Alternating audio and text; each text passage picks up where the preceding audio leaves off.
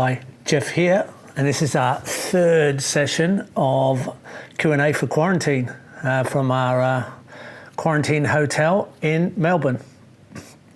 So, our first question comes from Juan Carlos Bravo, and he says, thanks, Geoff. I'm wondering like two things that I want to know. If you're still working on some kind of book, we are, and we're being asked to partner on books as well, so there's all kinds of book potential happening.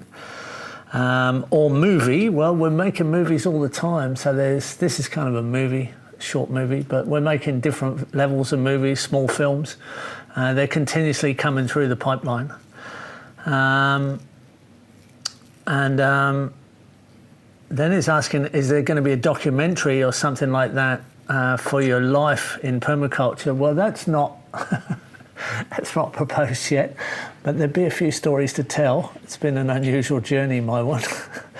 And then if you're currently working on something, you call it in the past like Project X, something that could approach to politics in some way that we can get more presence in a political approach in a country, and to do, this is broken English Spanish here, to do like a real positive move, like permaculture ambassador in each country or state. And he sends his regards to Latifah and Nadia and myself, and wishes we stay safe. This is one of my interns from the Jordan project this year, who's from Panama. So we're always trying to pull off projects that are game changers, where people realise the potential of permaculture to not only rehabilitate landscape, but also provide a meaningful living and an ongoing, sustainable, stable situation for everybody in all different types of climates and landscapes. So we keep taking on very serious, large projects where that potential is always there waiting to happen.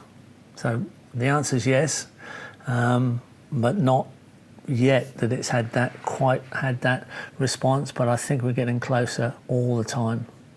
And things like this COVID-19 is having a real effect for people, wanting to be more self-resilient and put up more sustainable systems.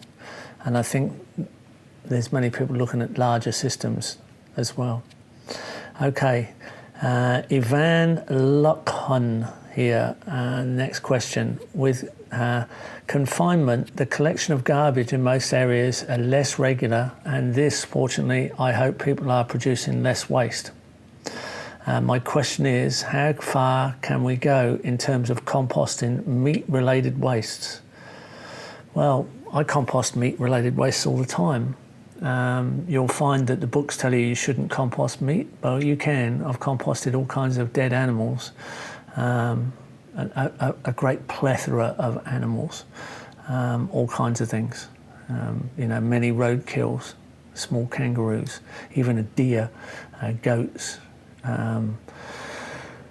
dogs, cats, armadillos, many crayfish, many fish. Even composted a penguin is one of my achievements.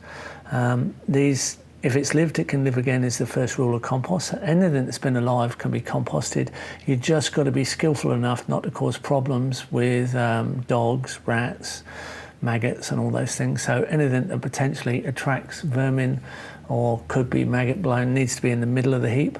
And if you're hot composting, it decomposes and breaks apart very, very rapidly. Within a few days, you can hardly find any components, and by the end, there won't be anything there you can recognise. There'll be a bone or two here and there, but they'll all be the same uniform colour, so it's hard to find them. So surprisingly, you must always remember this, the first rule of compost is, if it's lived, it can live again.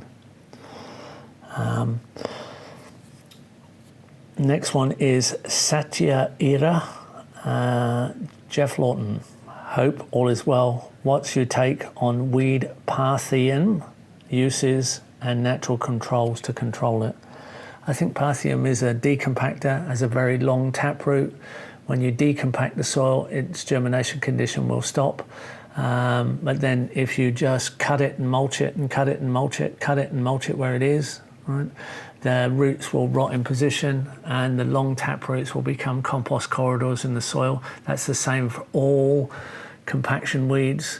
So whatever's caused the compaction is what you have to regulate. Once you do that, you won't have the germination condition viability. There will be viable seeds there for a very long time. I think it's got a long viability period, but it's not the seeds, it's not the weed that you're aiming at. That's the symptom. You aim at the cause. And in this case, the germination condition, I'm pretty sure, is compaction. So watch wet weather compaction, because soil compacts a lot easier when it's wet because of the hydraulic function. You can't compact a liquid. So the hydraulic pressure increases with weight on the soil when it's saturated with water. Okay, Irene Verbeek. What are methods to harvest when vines, climbers, once they are up a tree, for example, a kiwi in a 20-metre treetop? Well, that must be a cold climate kiwi. I think you're talking about the Northern Hemisphere American kiwi, which can be absolutely massive. And you've got up into a canopy with it. And I have seen vines in Massachusetts like this, like tree trunks, huge, 400 feet of vine going everywhere. Now, it's the same when you get into large fruit trees. What do you do when your mangoes are massive? I mean, you can get young men to sort of climb up there with picking poles and flying fox, baskets of mangoes out, but, not everybody's going to be able to do that. One thing you do is just let the fruit drop and dry it or process it or preserve it. You can't really tell what the fruit looks like when it's fresh. If you're preserving it or drying it, a dried mango that's fallen out of a tree or a dried kiwi that you've knocked down with a baseball bat and it's all bruised and looks horrible won't sell as a fresh fruit. You can't really tell if you make a chutney or a jam out of it what it looked like when it was processed. As long as it's organic, that's fine. I mean, you've got organic, natural, nutrient-dense fruit falling on the ground. It's not going to be in the ideal condition to sell fresh, but it is ideal for process. You ever thought about making kiwi fruit vinegar? Probably value adds like crazy when you make an organic kiwi fruit vinegar. It would vinegar fine. What about then using that vinegar acid, which you can replace alcohol with? Like, so instead of using alcohol, use a vinegar to make a herbal tincture. So then you can add something like sheep sorrel, which I've done with, Brazil cherry vinegar, an unusual product. I don't think there's any in the world. I don't think there's any kiwi fruit vinegar sheep sorrel tonic. So you chop up lots and lots of sheep sorrel, process it through the vinegar just like you would using alcohol. It takes about a month, and you've value added hundreds and hundreds of times now, and you only need a few drops to get the tissue regenerative, particularly heart tissue regenerative sheep sorrel of a herbal tonic. Think about it. It's about time we all started to think out of the box and value add and process and stop being silly and trying to sell everything that's fresh, perfect looking fruit to the market in a few days. Vinegar will keep for years, many years, and so will herbal tinctures. Value add, increase the lifespan, do a little bit of extra work, get all the benefit. Okay. What are your now it's Catherine Jones. What are your thoughts on using black soldier fly compost in the garden after the larvae have done their thing? Well, you can do that, but actually it's still got quite a lot of process to go to equal worm castings, and you can compost worm farm castings. So it is a food for compost worm farms. So you can go into another layer, add your black soldier fly larvae compost to your worm farm. They'll process it to the next level. Now you've got a better value, you've got a more usable product. So you'll feed the soil organisms better. So you've got lots and lots of real diversity and real volume of beneficial bacteria in the compost worm farm compost. So process your black soldier fly larva compost through your worm farm to the next stage, and on you go. That's the way to do it.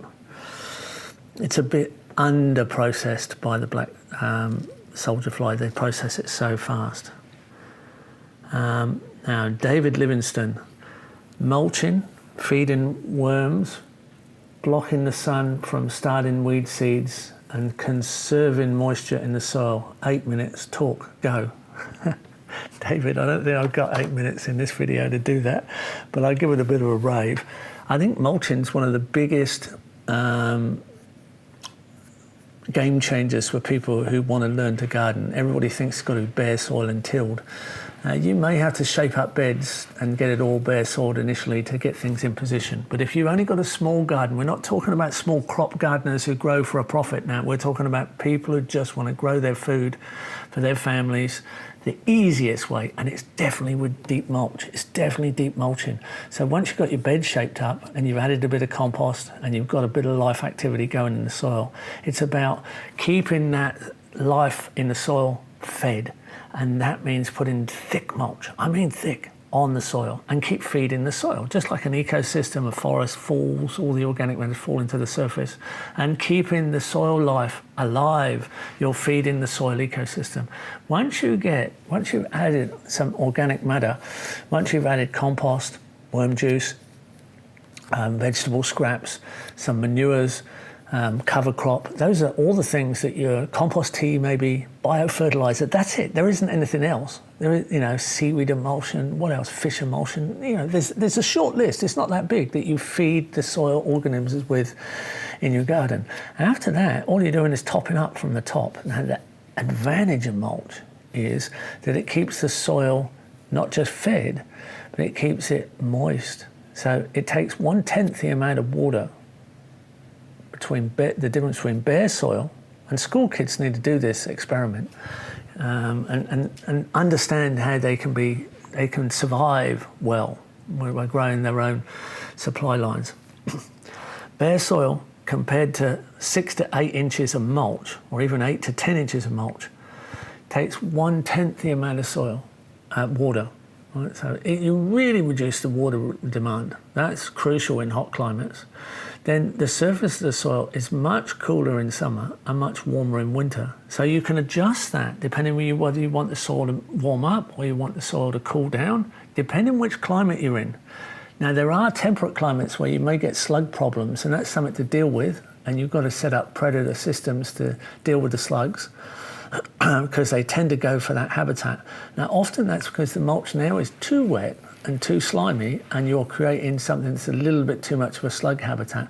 Other than that, the hot climates like Mediterranean, the continental climates where you get a long way from the ocean, or the dry tropics, desert climates, the mulch is crucial because it really keeps it like lower temperature and higher moisture and less water demand. And then generally you're feeding the soil, so you can always add some extra goodies into your mulch to feed the soil. It's transformative when people don't have to dig and they don't have to weed, because the other thing is it suppresses the weeds. It's deep enough that it suppresses the weeds. Now, don't worry if you can't get organic mulch, because the decomposition process is going to be so rapid, it's going to be so involved in that deep mulching process, you're going to be favouring so many organisms.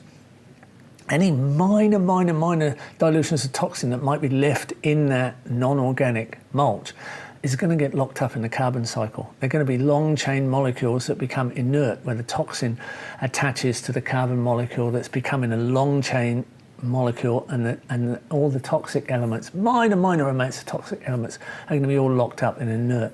I mean, you're breathing more toxin than that if you live near human populations most of the time. So mulching is transformative for small garden self-sufficiency, small system self-sufficiency, or just improving the growth of fruit trees. If you're out there gardening and planting fruit trees, you want to speed up their growth and make them more successful, mulch around the drip line. So that's a rave on mulching. Feeding worms and blocking the sun. Well, that's what you're doing. You're actually feeding earthworms. And if you keep enough mulch on the ground and you're putting worm castings down from a compost worm farm, the compost worms will live in the mulch because they don't live in the soil. Compost worms don't live in the soil. I'm afraid in America you've named your compost worm farms earthworm farms, and they're not earthworms. Earthworms live in the soil. Compost worms don't live in the soil. If you put compost worms in the soil, they die. They live in organic matter above the soil. So you'll get layers of worms. You'll get worms in the organic matter, and you'll get worms in the soil, aerating the soil and leaving lots of beneficial bacteria in their excreta, mucilates and humates that are all fantastic additions to the soil. So what else did you want? The seeds,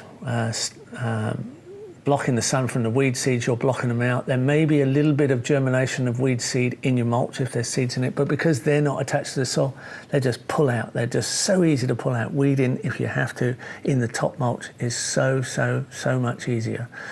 There you go, David. Don't think it was 8 minutes, but it was a bit of a rave. Okay, now we have Amandine Delgado. My question is, what water management on a land that have lots of water in the winter and could need drainage, and very dry in summer and need the same water back? Ha ha ha. They put, thanks for your beautiful work. Cheers from the south east of France. Okay. Often asked in the Mediterranean climates, particularly California, where people tend to be a bit worried about this. Just because you're dry in summer and wet in winter, and you think, oh, the water comes at the time when isn't my main growing period, you don't realise that there's a time lapse of retention. So swales that stop the water rushing across the landscape, so they stop it, spread it sideways and soak it in with any nutrient that happens to be diluted along that swale. That water goes into the ground and makes it more moist. Now, it takes 7 years for that to get to full capacity on average everywhere on Earth. It's probably to do with sun cycles, where you get to the wettest and the driest over about 15 years. So at about 7 years, you get halfway through a sun cycle, extremes of climate variation to wettest and driest of seasons.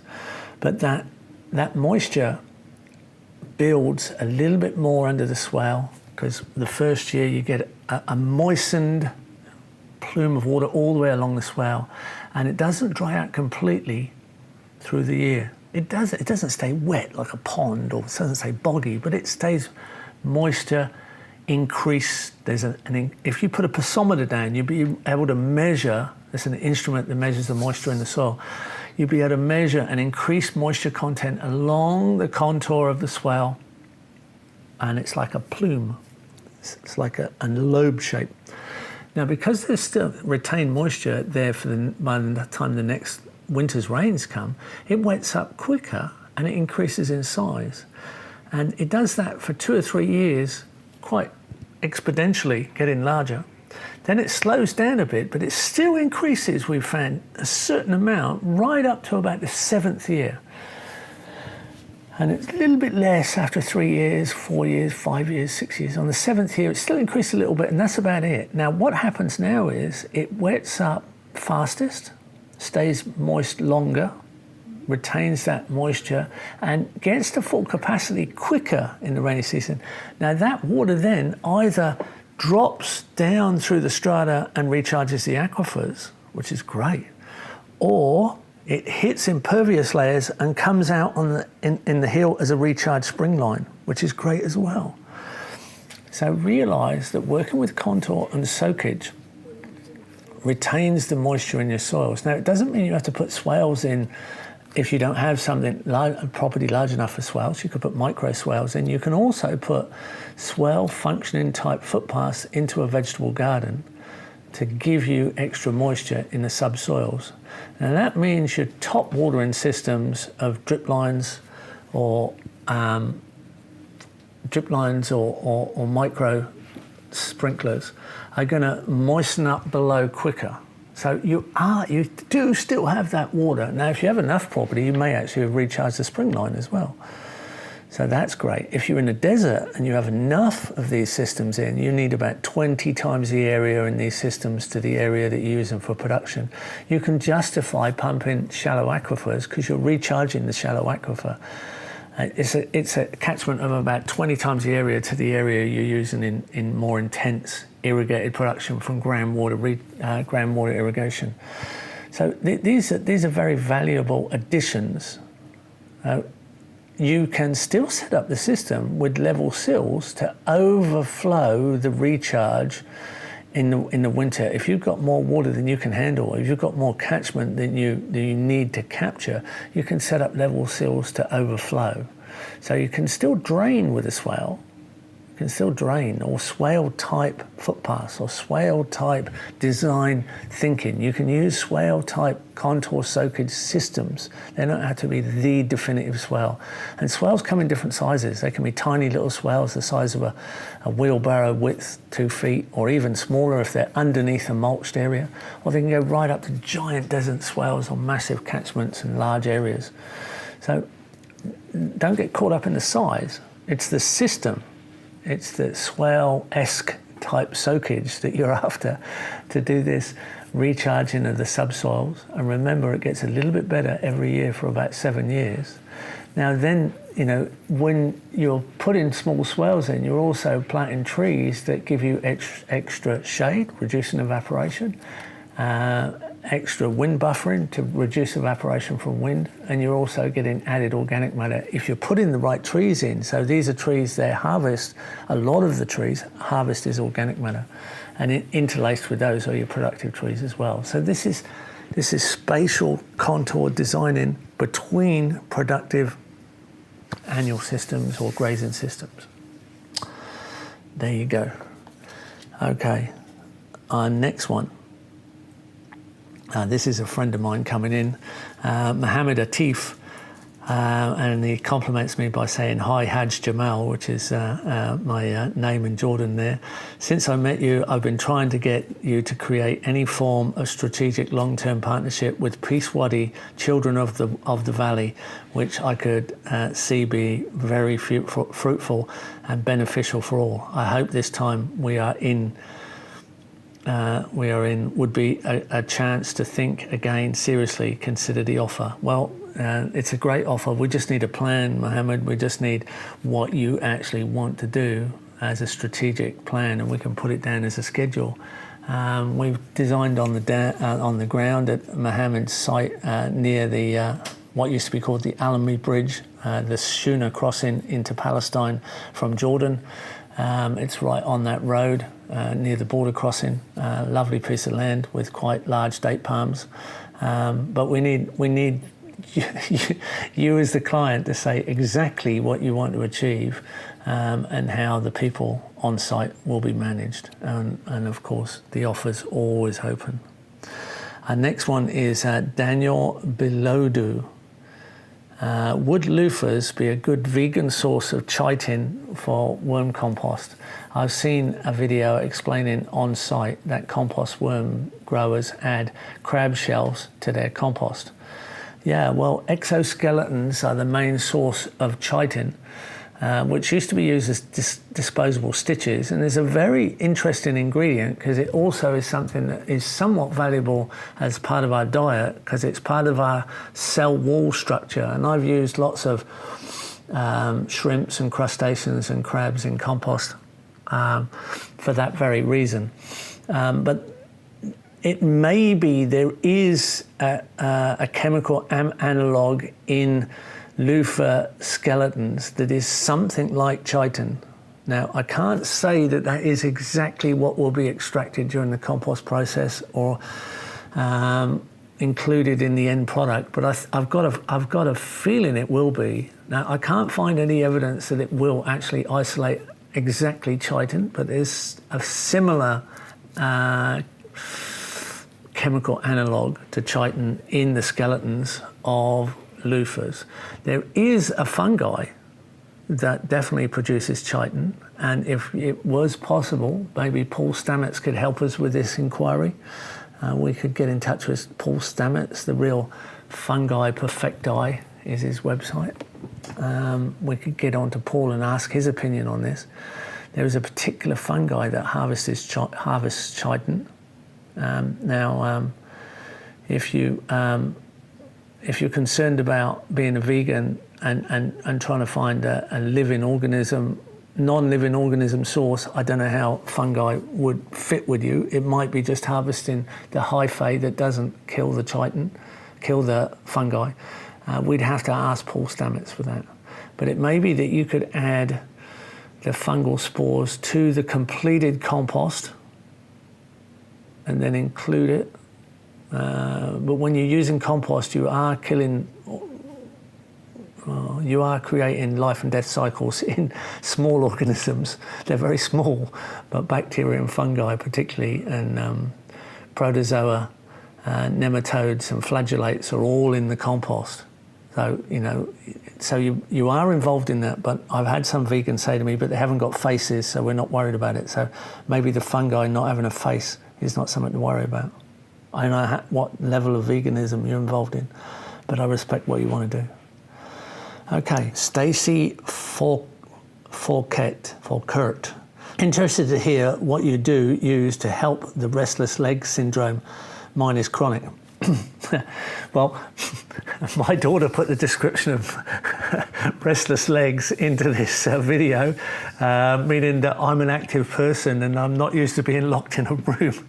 They actually let us out today for about 15 minutes with people watching us walk around a sort of courtyard traffic area outside the hotel, because this hotel's full of people in quarantine, and we actually got outside like prisoners in the exercise yard, and Latifah and I did a bit of running up and down, and Nadia and I walked around, and at least we were outside in the air. It was pretty chilly autumn day in Melbourne, and not like Zaytuna Farm, which is subtropical. This is coastal Mediterranean, south coast. But and the restless legs, I do have kind of restless legs. It's not serious, but I do have a bit of a medical condition of restless legs, and cold feet at night. And as I've got older, I've had trouble sleeping. I think it's this being a little bit too overworked with information overload. But it's been lovely that people have actually taken it nicely and seriously, wanting to help a mild medical condition I've got of restless legs. My mother had restless legs. What I've done before is magnesium. So adding magnesium is extra magnesium is definitely helped with my restless legs. But also, if I work hard enough, and I really like working hard on the farm, and I go out and I really get stuck into it, I start really early on the farm. I always see the dawn stars. I love to see the dawn stars. And then I work as long as I can until I'm quite tired. I average 13.5 kilometres a day, I've found, since I've had an iWatch. And I've gone right up to 28 kilometres in a day, which is almost a marathon. I've done a 22 plus a 28 concurrently. Now, when I do that, my legs aren't so restless because they're tired.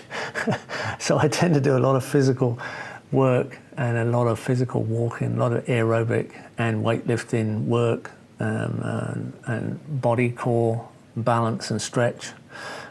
Eat good food, and I don't have such an issue. But travelling and not being able to get perfect food and the best food, organic food that's absolutely fresh and local, is difficult. So I think that's where it comes on more. I think you don't have a health problem, you have a mineral deficiency. And on Zaytuna Farm, where life doesn't change because of a virus, talking to the guys on the farm, how's it going? It's all the same, nothing's changed. Everywhere I'm talking to people, everything's changed, but not on Zaytuna Farm. Nothing's affected Zaytuna Farm at all. It's just the same. Everything's happening as normal. But when I get back to the farm and I'm on absolutely fresh food and doing lots of work, I find the restless legs type syndrome calms right down. Okay. Ethan Sager is asking, howdy Geoff, best wishes to you and your family. We're in a temperate climate, Köppen DFC, USDA Zone 5A. We're doing our best growing as much as we can using usual garden techniques like seasonal greenhouses, variety selection, cloches and caterpillar tunnels to grow extra for our neighbours during this pandemic. pandemic. Good on you, Ethan. Are any of these nature patterns we learn about using for applying early season extension? Yeah, they are. Are there any ecosystem building techniques that can help us with season extension? Are there techniques I could use now that I might learn after applied permaculture design experience? I just recently finished your course and I'm still up all night processing everything. This is the online course. The online course is massive. It's 20 to 50 times more information than you can get face to face, and you can replay it and replay it and replay it. And we just overload you with stuff that's useful you can carry forward with. Yeah, Ethan, you're in a cooler climate by the materials and the zone you're in and the elements you're using, and you need to try and create microclimate shelter. So there's like sheltered alcoves, those crescents of most of your cold winds come from the polar side and the sun's on the equator side. You've got longer days in summer with low light, which is all usable, but you need to shelter from any of the shadows, of course. So you need full sun, but you need to cut out any damaging wind coming from any of the polar aspects.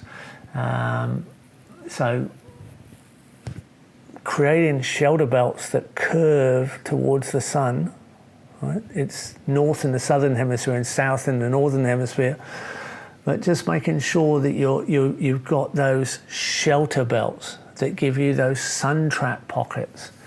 And of course you can start earlier in your polytunnel glasshouse and you can finish later. There's not a lot of documentation on that, but you can finish later as well in those polytunnels. Your ripening increases with matte white walls. So if you're having trouble ripening fruit, matte white walls, thermal mass painted matte white will give you more reflection, or any matte white, actually it doesn't have to be thermal mass, but matte black thermal mass radiates more heat. So if you want heat earlier in the season, it's matte black thermal mass. And if you want extra light, it's matte white reflection. So you play with these two elements, matte black thermal mass to give you more heat. Also, of course, animal bodies do that as well. So if you find some combination of getting your chickens to have a sort of roosting house underneath your plant benches in the back of your polytunnel glasshouse, their bodies will actually heat up the glasshouse too, and there's other ways of stacking heat into a glasshouse. Compost will give off heat if you're a compost master. So those are all tricks to make things ripen quicker and thermal mass heated by the sun. You could actually get thermal mass heated by hot water from compost if you wanted to really get tricky. You could get rocket mass heater, a rocket stove connected to a mass heater inside a glasshouse, because Verge Permaculture and Rob Avis in Calgary, Canada, is the master of these systems and has done some incredible work. And they're in some of those Canadian systems they've put together with large community glasshouses. They've got thermal mass floors heated from hot water that's captured during the summer, and it radiates out during the winter, giving you extra heat. And then you just need the extra light for ripening. So these are all little tricks.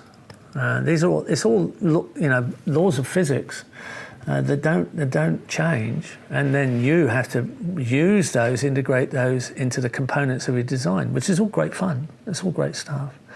But first off, outside, get that shelter belt planted up. You can physically build something, but in the end, a planted shelter belt in that crescent arc is the best.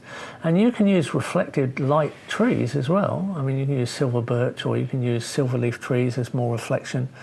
Caprosma in the Mediterranean is a mirror bush which reflects light, which can have extra effect. So you're banking on all these extra effects to get the extension of season. And of course, you need storage crops if you're in a cold climate. Deserts and cold climates need storage crops. Mediterranean through the tropics don't. You don't need a storage, you don't need a cellar there, you just need more garden. The storage crop is stored in the garden, and then outside of that, temperate climate where it's getting colder, you need storage over winter, and deserts need storage over the hottest, driest part of the year. Okay, Masur Ali here. Hello Geoff, it's probably a good time to make a surviving collapse part 2 video. Take care and hope to meet you someday. Yeah, well that'd be great. I've seen Mansour post up stuff all over the place in interacting with our social media and websites. Yeah, I think you're right. Survival collapse 2 might be a good one. We'll see what we can do. Next one is Anita Vitas Alobresca. Hi Geoff, glad you and the family are safe. My question is related to swales in my urban backyard. I've dug 2 swales, smallest ditches really. They work a treat to capture rainwater, which would otherwise just run down the road into the stormwater drains. After the rain, they've drained, but now I'm left with empty ditches. They are catching leaves and fallen branches. Could you suggest something I could do to make these ditches more functional? The one swale uses up a lot of space. Would it be better to terrace the area perhaps? I took a photo, but don't seem to be able to upload it here. Many thanks, Anita, Lowood, Sadis, Queensland. Okay, not far from where we are, Sadis, Queensland. Right, Anita, it doesn't need to take up too much space really, and it can double function as a footpath. Make sure you've got a shallow, you've sloped off the back cut. Your footpath can be just the trench of the swale.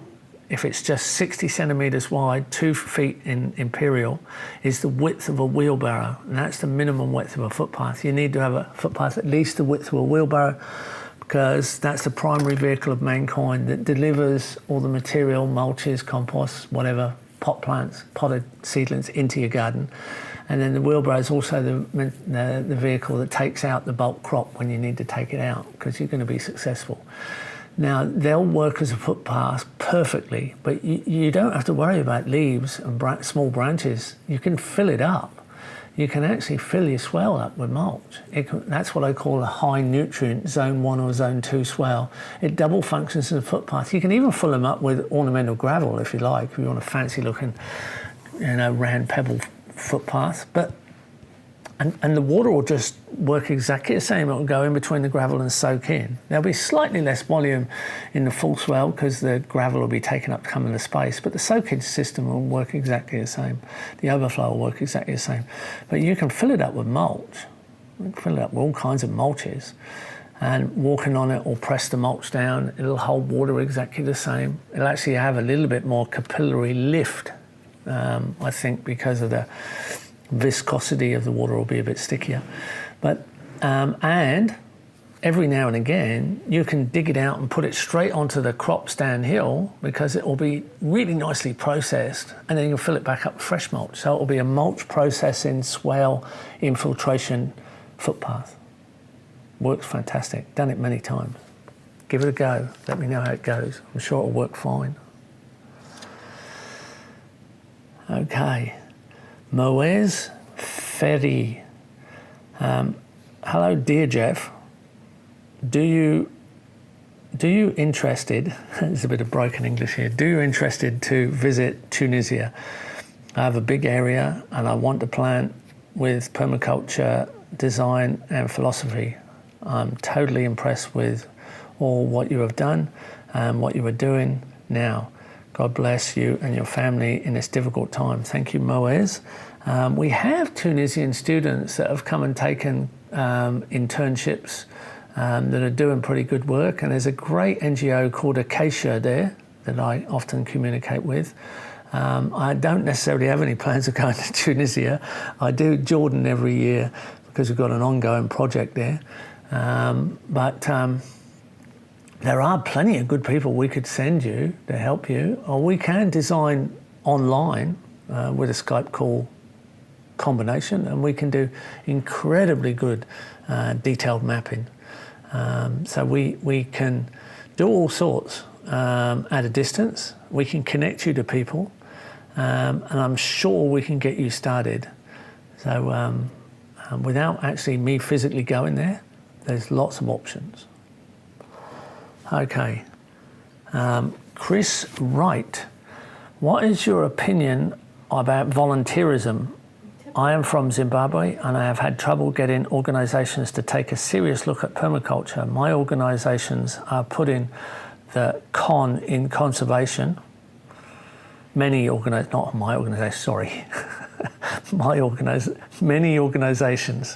are putting the con in conservation, and many opportunities for permaculture graduates are being lost to international volunteers who pay for work experience.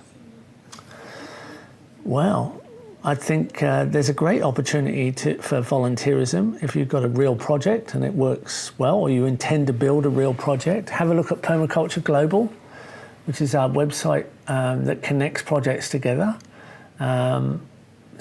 Put it out there and say that you need people to help, and what you can offer.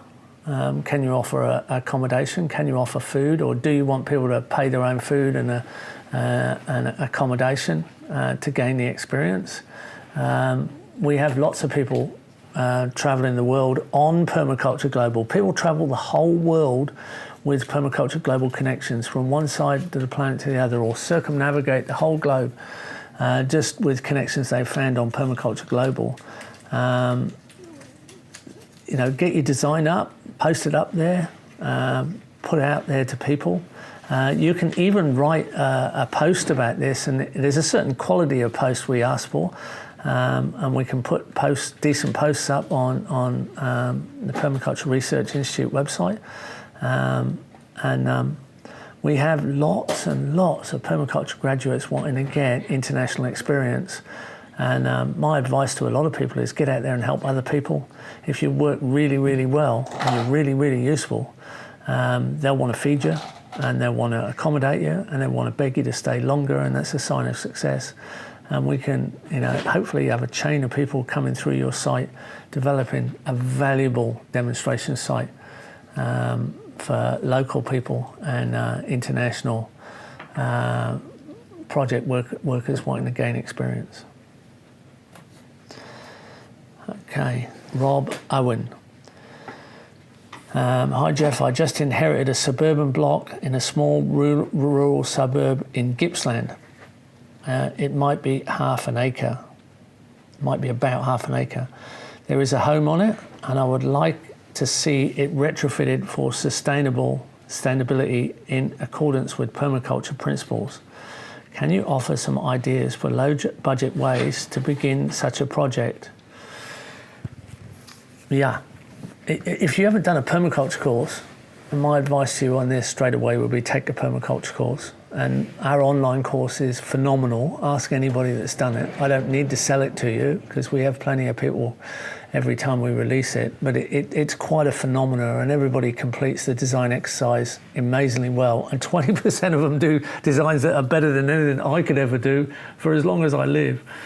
But I would get trained up with experience, with the knowledge first. The design certificate course gives you the primary knowledge.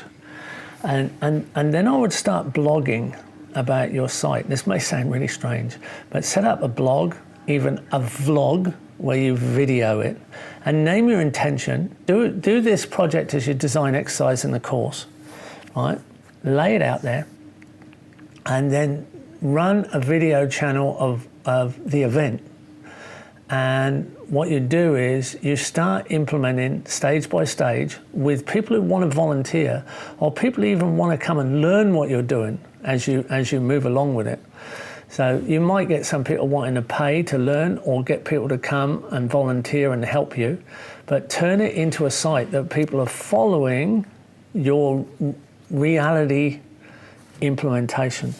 So put in the gardens, obviously, put in little ponds, put in a local beehive, probably a flow hive would be the way to go, put in your compost heaps, put in your worm farms, put in your urban chicken system, explain how you get around council on all these things, see if you can convert the toilet to a compost toilet, see if you can convert the building into solar powered. See if you can stand alone off the grid, or at least have a grid switch so you can be standalone most of the time. Put up a solar hot water system. Convert everything you can. Right? Convert the house to be more solar efficient. Open up the windows on the south side. Put up a shade where you deciduous trees. Just plan the whole thing with permaculture. Convert it to natural paints, non-toxic elements. Put in a water tank. Put everything you can into position. Just everything you can start cramming together. Turn it into a site that's famous. Right? Turn it into a site that's locally renowned. Promote it locally. Start to run courses there when you get the experience. Start to run small local courses. And then at the end of it, you'll have a much more valuable house. And you'll have the most famous house in the street, the most famous house in the suburb. And if you want to sell it, you can make a real estate gain and buy another one and do it again. It's a business. It's a business of doing good work you're flipping. It's a permaculture flip.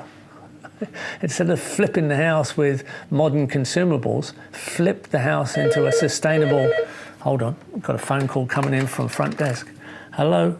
You're speaking to Latifah's dad. All right, you're doing a welfare check to see if we're surviving quarantine well. Here you go. I'm working online right now, and you'll be being recorded on video. So I'm doing a video for my social media. No, it's okay. It makes it really, really real. Here's my daughter coming on. There you go. Health and welfare checking out to see if we're surviving quarantine. This is real-time video, look. And just asking my daughter if she's all okay. So this is where we're at. Yeah, let's start flipping. Let's start flipping houses in average streets, average houses, empty gardens or average gardens into permaculture gardens, because they're going to be worth more money, especially after this coronavirus. Everybody's going to want to be more self-reliant.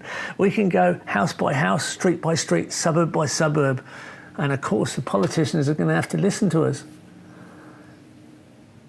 Getting low power coming up on my phone. Everything relies on little lithium batteries today. Yeah, so this is a great way to make change happen in the most passive ways, and show how appealing we are. That's a great way to finish, I think, with our interruptions and our low battery mode going on our phone, and Latifah asking questions, answering questions to health and welfare. And I'll leave you here, and I'll join you again tomorrow with the next set of questions. Great talking to you. Hope it's been useful.